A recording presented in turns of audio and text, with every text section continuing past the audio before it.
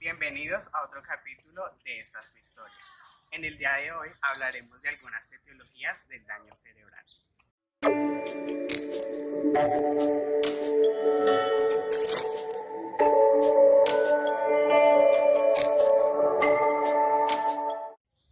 En nuestro primer caso del día de hoy encontramos a la señorita Elsa, la cual padece de epilepsia.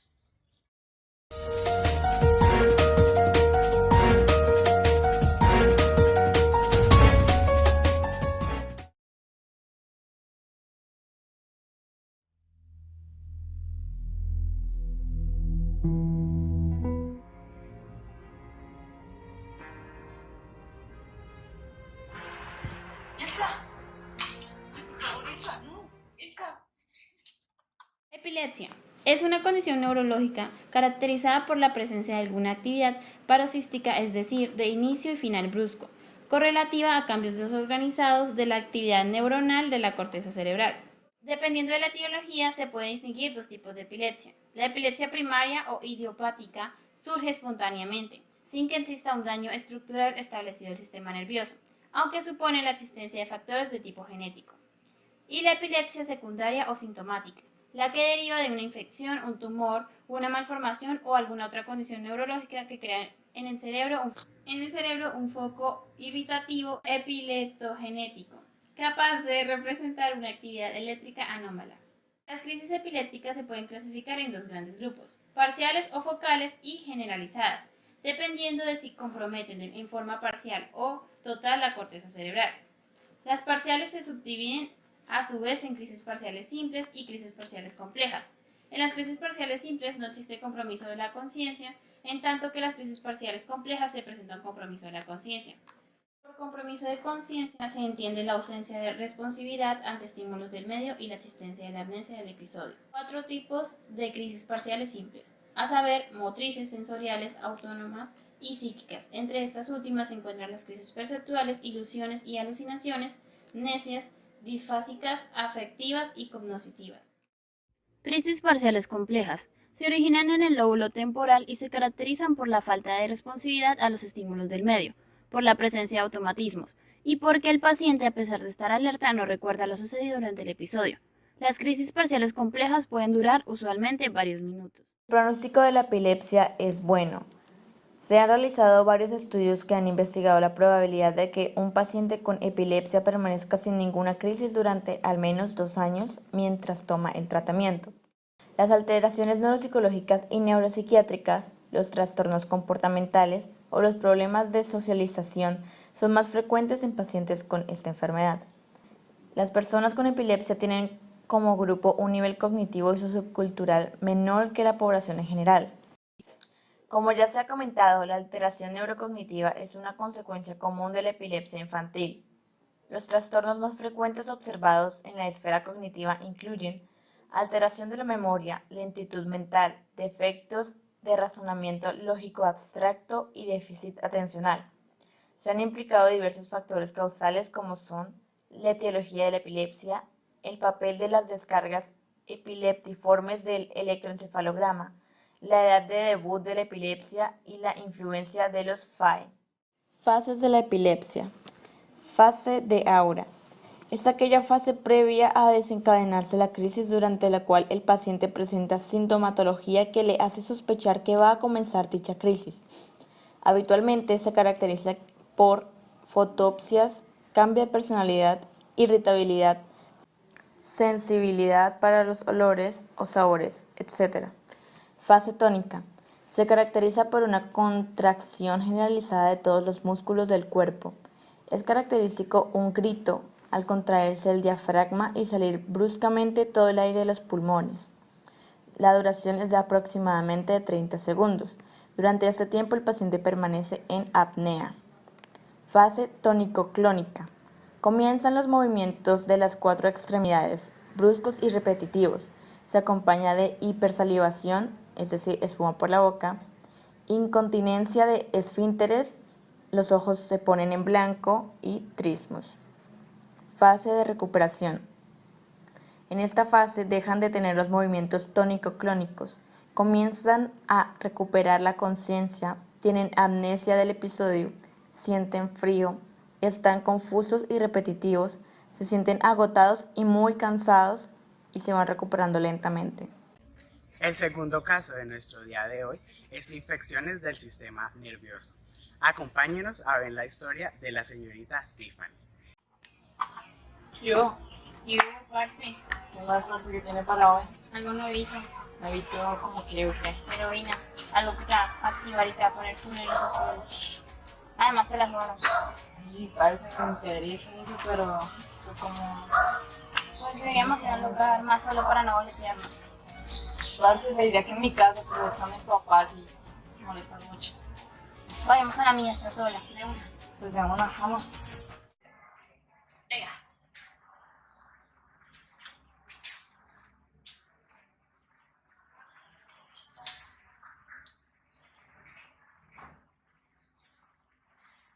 Ahora, que sí. Listo. Aprovechemos la jeringa. Tenemos una parce.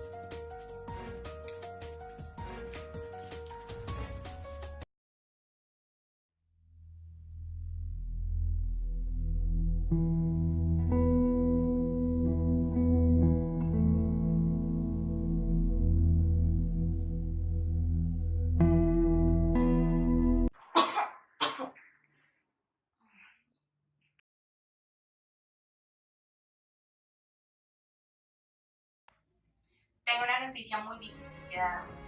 Le quedan pocos meses de vida, el SIDA está muy avanzado y ya está en etapa terminal. Infecciones del sistema nervioso. El sistema nervioso puede verse afectado por diversos agentes infecciosos que acceden a él a través de garganta, nariz, oídos, sangre o como consecuencia de traumatismos cráneoencefálicos y operaciones quirúrgicas. Los síntomas que produce inicialmente una infección del sistema nervioso son muy variados: dolor de cabeza, vértigo, náuseas o convulsiones. Las secuelas neurológicas y neuropsicológicas pueden ser importantes si los agentes patógenos logran atravesar las barreras estériles que defienden al cerebro, es decir, la barrera hematoencefálica y la barrera sangre-LCR. Las tres principales infecciones del sistema nervioso son infecciones víricas tales como afectación neurológica en el VIH, encefalitis por herpes simple, Turu, Creutzfeldt-Jakob, rabia. Las infecciones bacterianas como meningitis bacteriana, absceso cerebral, lepra, botulismo, tétanos.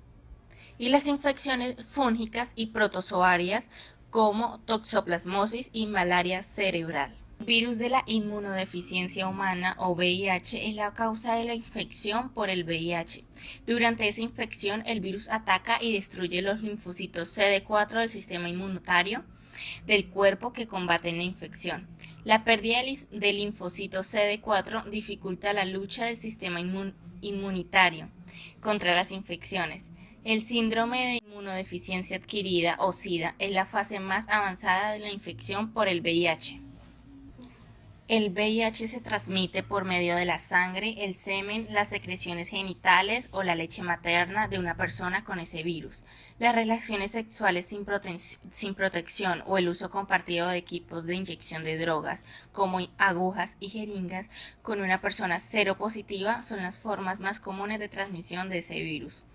Dentro de 2 a 4 semanas después de la infección por el VIH, algunas personas pueden tener síntomas parecidos a los de la gripe, como fiebre, escalofríos o sarpullido. Los síntomas pueden durar de unos días a varias semanas. El inicio del deterioro en este cuadro suele ser insidioso, con progresión gradual y mayor gravedad cuanto más deficiente sea el estado inmunitario. Es habitual la pérdida progresiva del habla como consecuencia de enfermedades oportunistas y también puede presentarse un estado de moria o síndrome de desinhibición, manifestándose el paciente con aparente hipomanía, aunque en otros casos puede manifestarse signos depresivos o manifestaciones psicóticas.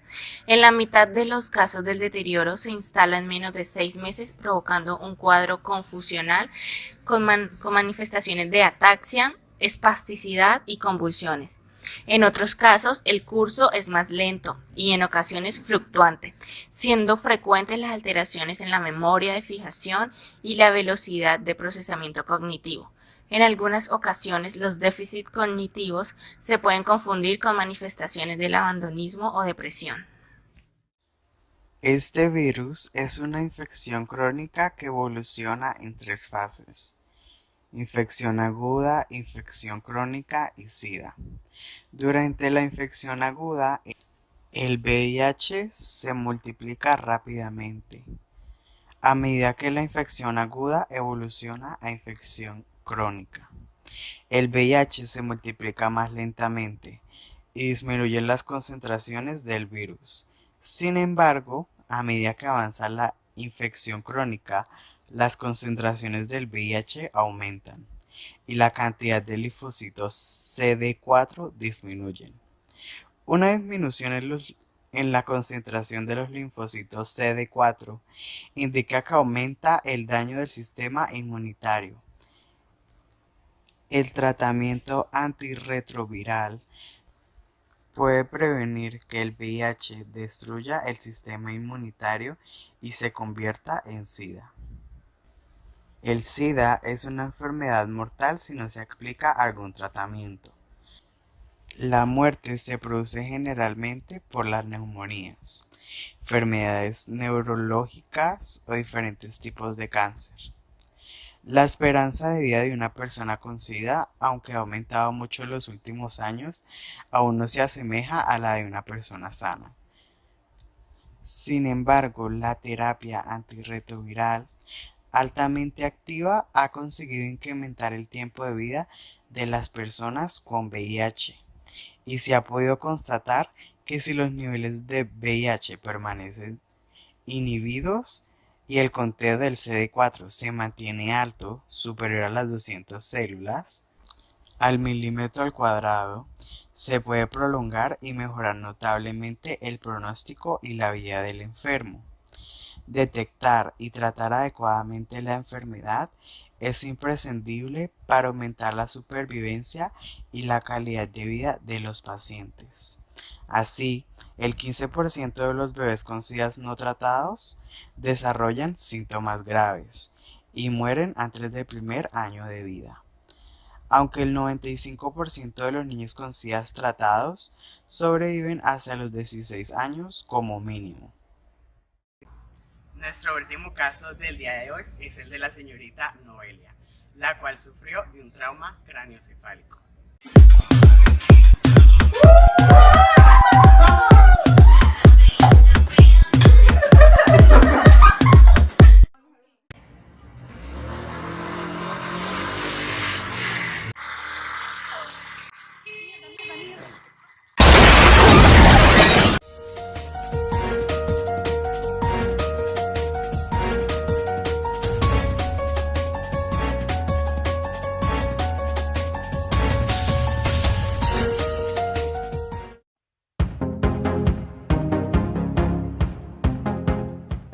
Dígame, doctora, ¿qué tiene mi hija?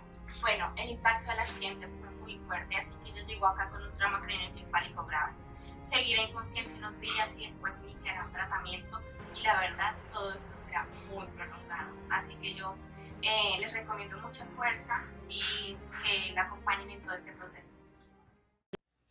El trauma craneoencefálico se refiere al daño que sufre el cerebro después de un traumatismo craneoencefálico que se debe, por una parte, a la lesión primaria directamente relacionada con el impacto sobre el cráneo o con el movimiento rápido de aceleración y desaceleración, y por otra parte, a la lesión secundaria, es decir, sea un edema, hemorragia o aumento de la presión que se debe a raíz de la lesión primaria durante los primeros días tras el accidente y puede conllevar graves consecuencias en el pronóstico funcional.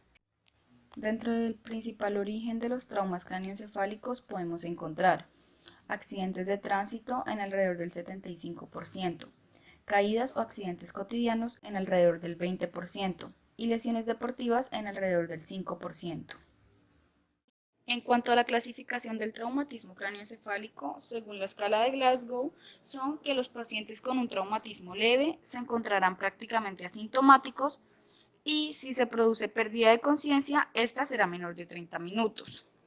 En cuanto al moderado, puede haber deterioro progresivo después de una pérdida inicial de la conciencia y producirse algún déficit neurológico focal transitorio como disfasia o hipotonía de uno o más miembros.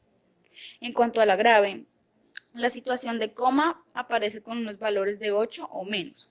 Una vez que se han corregido los factores extracraneales que pueden inducir negativamente sobre el nivel de conciencia, como la hipotensión arterial, la hiposemia o la hipercapnia.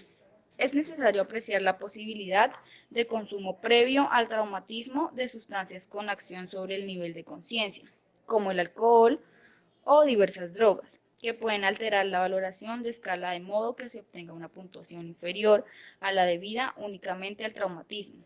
Asimismo, se tendrá en cuenta la posibilidad de administración con fines terapéuticos en los primeros momentos tras el traumatismo, de fármacos depresores del nivel de conciencia, que lógicamente alterarán de forma negativa su valoración. La importancia de esta clasificación radica en que permite monitorizar la evolución del paciente con traumatismo a la vez que relaciona las puntuaciones más altas con un mejor pronóstico.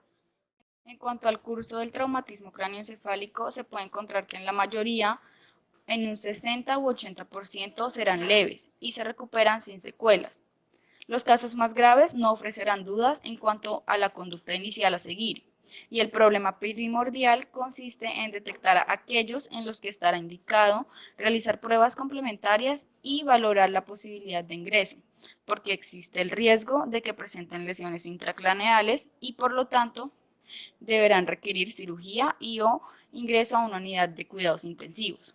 Es necesario subrayar que los pacientes con traumatismo grave o que puedan presentar deterioro deben ingresar en centros de referencia para pacientes con politraumatismo, donde se dispone de la compleja estructura necesaria para tratar a estos pacientes y mejorar su pronóstico. La presencia de déficit neurológico es el dato más valorable como predictor de lesión intracraneal. La pérdida de conocimiento o la convulsión aumenta el riesgo, aunque pueden darse entre el 3 y el 10% de los casos de traumatismo craneal leve y no significa necesariamente que el traumatismo tenga un peor pronóstico. Síntomas inespecíficos como vómitos o cefalea no tienen suficiente valor predictivo, aunque según su intensidad o persistencia podrán ser motivo de alarma y es necesario elegir la exploración de diagnóstico por la imagen que consideraremos más adecuada. Consecuencias neuropsicológicas de los traumatismos craneoencefálicos. Las personas que han sufrido traumatismo craneoencefálico frecuentemente tienen alteraciones neuropsicológicas en determinadas funciones cognitivas o emocionales. Dentro de estas podemos encontrar que se puede presentar falta de atención selectiva e incapacidad para concentrarse. En cuanto al pensamiento, este puede verse trastornado presentando dificultades de abstracción y razonamiento, dificultades para planificar actividades, pérdida de iniciativa y disminución en la velocidad del procesamiento. En la memoria se puede dar apnesia postraumática, apnesia anterógrada, apnesia retrógrada o lagunas apnésicas. En el lenguaje es probable disartria o afasia transcortical motora. Y en cuanto al funcionamiento emocional, podremos encontrar frecuentes cambios de humor, labilidad emocional, ansiedad, egocentrismo, reacciones agresivas, baja tolerancia a la frustración, apatía o depresión, entre otras. Dentro del pronóstico podemos encontrar un elevado porcentaje de afectados de trauma cráneoencefálico grave que no llegará nunca a recuperarse en un grado que le permita tener autonomía, pero en algunos casos puede llegar a conseguirse una situación suficientemente satisfactoria. El traumatismo craneal grave conlleva empeoramiento del pronóstico en cualquier grupo de edad y especialmente en el anciano. En cuanto a la mortalidad, en los centros hospitalarios de alto nivel se sitúa entre el 20 y el 30%. También con diferencias con respecto a la edad, el mayor porcentaje de fallecidos se da entre los menores de 10 años y los mayores de 65. siendo el traumatismo cráneoencefálico la primera causa absoluta de muerte en los menores de 45 años.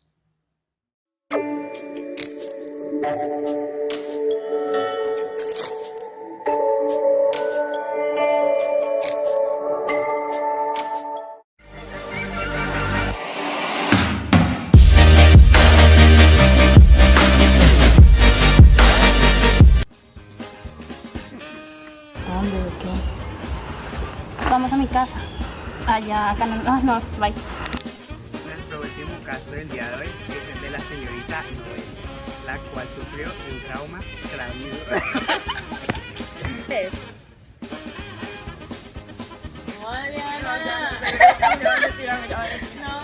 Uy, no sé, para porque mi casa están mis papás.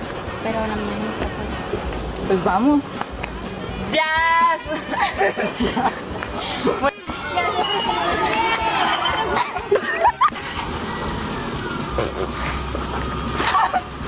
Miguel ahí mírenme. Entonces corta y luego volvemos a grabar ya en el piso. Cuchara, echa su rostro. Les tengo un diagnóstico muy difícil. Tengo una noticia muy difícil. El SIDA está tan avanzado que ya le quedan pocos meses de vida. Toma 1. Aquí con la epiléptica. Toma 80. Tengo una noticia muy difícil que dar. Valentina, no hay que se ríe. Tengo una noticia muy difícil que dar. Tiene pocos meses de vida.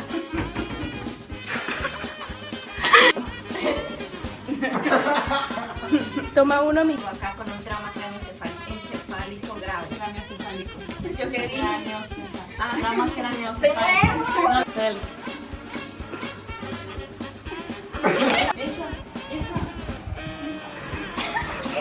Yete significa hacer culo y hacerse notar. Elsa, ¿qué te pasa, Elsa? Ya. Por eso pone la canción coreana de Miguel.